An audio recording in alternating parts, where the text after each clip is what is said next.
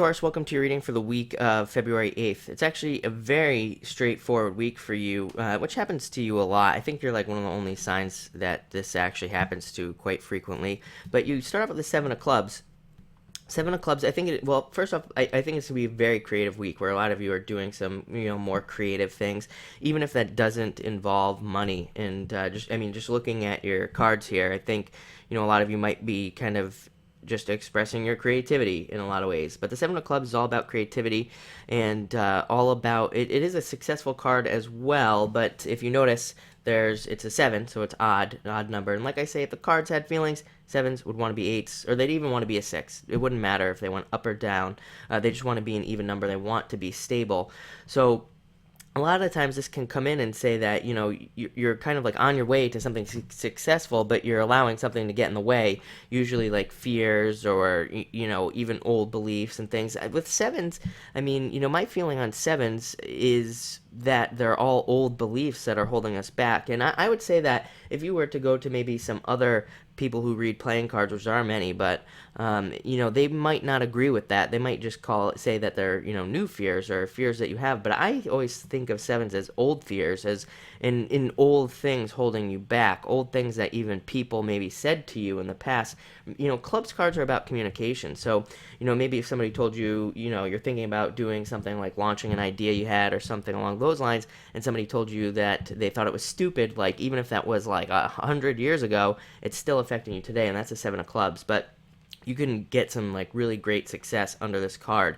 But I also think this card's also about building structure under some ideas. And what's interesting is you have the Queen of Spades next, which I sometimes say that the Queen of Spades is all about building the structure underneath your ideas. The Queen of Spades doesn't just necessarily come up with an idea.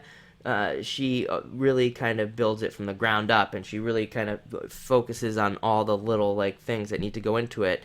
But she also just jumps into things at the same time. So I know that's confusing because it's like, how can you build structure but also just jump right into things? And I think with the Queen of Spades, it's more about balance, and it's more about also just seeing the structure first. She is on the other deck I use, there's even like a hawk flying behind her, and it's kind of represents the fact that she really looks at things from above and really kind of decides what she needs.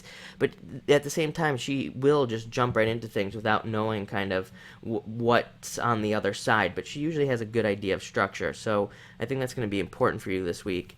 Next, you have the Ten of Hearts, which is a great card. This can represent a lot of love coming in, so for those of you that are single, there's like a lot of opportunity for love here. It can also represent just better times coming in, and I would say that it's not going to happen immediately because I just think things are building for you and getting better.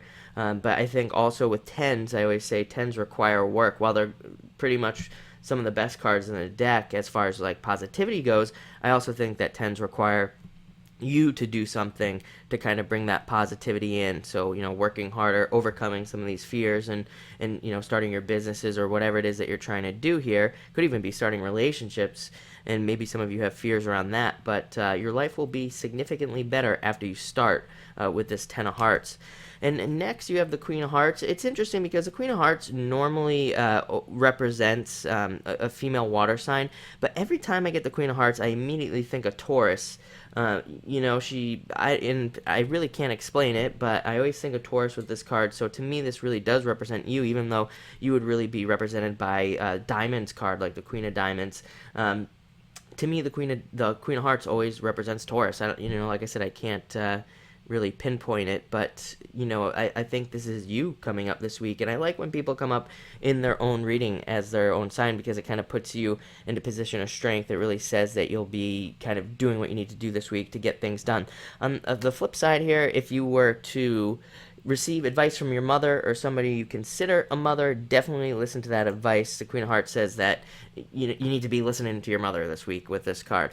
And finally, you have the Ace of Clubs, my favorite card in the deck.